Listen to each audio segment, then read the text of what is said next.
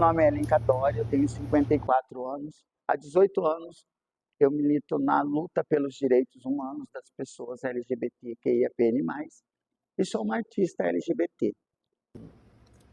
No ano de 89, eu iniciei o meu processo de transição. Mas foi um processo muito duro para mim também, porque eu não entendia. Eu até tentei ter uma namorada, porque eu não sabia o que estava acontecendo comigo. Era muito confuso na minha cabeça. Até porque naquela época não tinha tanta informação quanto a gente tem hoje, né? Começo a me descobrir através de pessoas. Aqui na Costa Silva ainda é, né, um ponto conhecido como ponto de prostituição. E eu comecei a andar nesses lugares para me ver aquelas travestis que ficavam lá. Porque era mais ou menos o que estava aqui dentro da minha cabeça.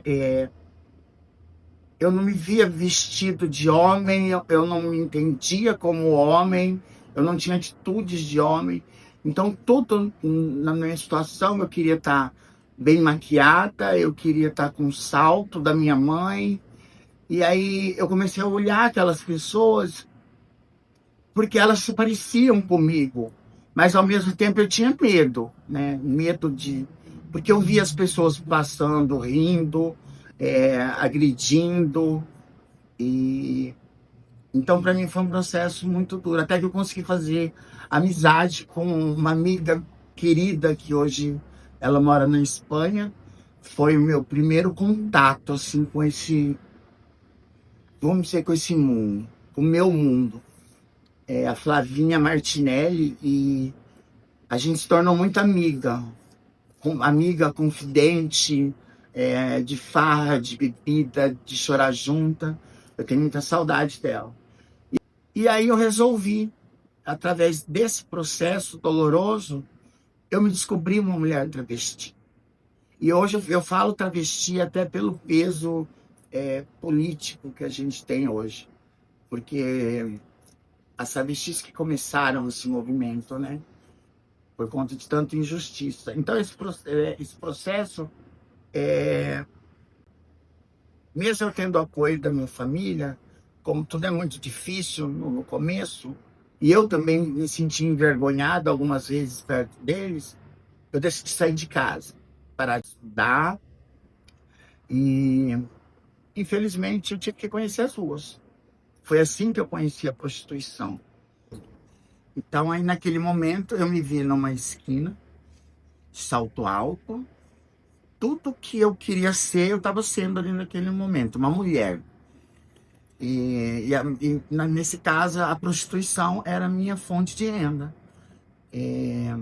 Isso eu não posso negar. Eu conquistei bastante coisa com dinheiro ali da rua. Eu me vestia, eu me alimentava, eu pagava meu aluguel, minhas despesas. E falar que a travesti não ganha dinheiro ali é mentira. Ela ganha sim.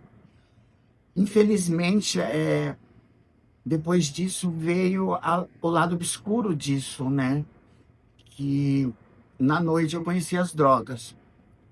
E foi onde eu comecei a perder tudo que eu tinha conquistado, e um lado mais sombrio do que de tudo que eu já tinha vivido. Onde além de eu perder tudo, virei praticamente uma mendiga, usando crack nas ruas, sem apoio de ninguém. E essa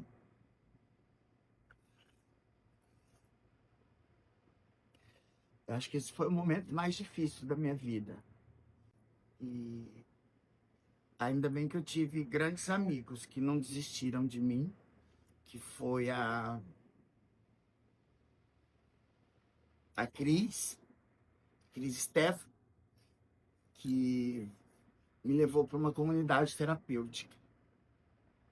E eu pude, mesmo duvidando daquele lugar, que era muito difícil eu me aceitar adicta, doente, né? Eu sou uma pessoa adicta, como a maioria das pessoas não conhecem esse termo, que costumam usar a questão do drogado, do vagabundo, que não quer nada, que só quer usar droga, não. Nós somos pessoas doentes, nós temos um CID, né, dentro do SUS, onde temos um tratamento e tal. E eu fui para dentro dessa comunidade. E no início também foi muito difícil, porque eu sou uma pessoa trans. Essas comunidades, na maioria, elas são evangélicas, fundamentalistas, e onde elas querem, podem até te aceitar, mas tentam fazer uma desconstrução do que você é, te impor que você corte cabelo, até mesmo sobre a sua religião, sobre a sua crença. Eu sempre fui católica e eu conheci uma comunidade onde era bem diferente. E eles me acolheram, eu era uma travesti no meio de 42 homens. E foram com esses 42 homens, eu convivi durante 1 ano e 2 meses. Foi um processo lento, difícil,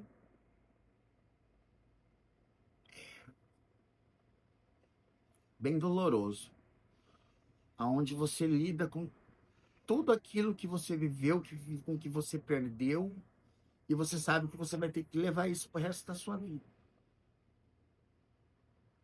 E eu não via outro lado para mim, até que eu conheci a TMS, né? Que foi quando eu comecei a entender um pouco das leis e reconhecer os meus direitos. E aí também entra, através da TMS, me vem a arte, uma coisa que eu sempre gostei na minha vida. E a arte, nesse momento mais difícil da minha vida, foi a minha meu porto seguro. Eu gosto muito do que eu faço. Eu tenho orgulho do que eu faço, porque eu sou uma das pioneiras também nessa arte. Eu me inspirei em Eric Barreto, que foi um dos maiores transformistas para mim do país. Ele transformou realmente esse tipo de arte LGBT num outro nível. Eu me lembro de um fato onde foi decisivo para as minhas performances, aonde ele entra como um soldado militar, que é uma coisa que sempre impacta, principalmente para nós mulheres trans, por conta da violência. E embaixo da bandeira ele se troca e se torna Evita Peron, um dos grandes ídolos, né, da época. A arte, eu acho que me segurou em todos os pontos. Até hoje, aos 54 anos, a hora que eu subo no palco, e eu vou citar, acho que a mais forte emoção que eu senti nesse tempo foi agora no ano passado, onde eu tive a honra, né, de me tornar apresentador oficial da parada da cidadania, show da diversidade aqui do Mato Grosso do Sul. E eu apresentei o show da diversidade. E ali eu estava segurando um público de 35 mil pessoas. E aquele frio na barriga. E eu não digo assim pelos 35 mil pessoas, eu digo na hora de subir no palco, com 10 ou com 35 mil pessoas, com 10 pessoas ou 10 mil pessoas, acho que a emoção é a mesma. Quando eu parar de sentir esse frio na barriga, aquele nervosismo de fazer uma performance ou apresentar um evento, aí eu acho que eu já posso parar, porque aí não tem mais emoção. É isso que garante a minha alegria. E durante a minha recuperação, a arte era uma das coisas que mais dava força para mim continuar ali, porque eu precisava me curar para mim poder voltar a brilhar e subir nos palcos. E aí, graças a Deus, eu me recupero e resolvi retomar tudo. E uma das minhas grandes paixões sempre foi o carnaval. Rio de Janeiro, poxa, legal. Mas eu tenho aqui dentro do estado, e eu já tinha convivido com isso, o melhor carnaval do Mato Grosso do Sul, que é Corumbá. E eu já tinha trabalhado como diretora de eventos de uma escola de samba, e eu falei, eu vou voltar para Corumbá e eu vou retomar tudo isso.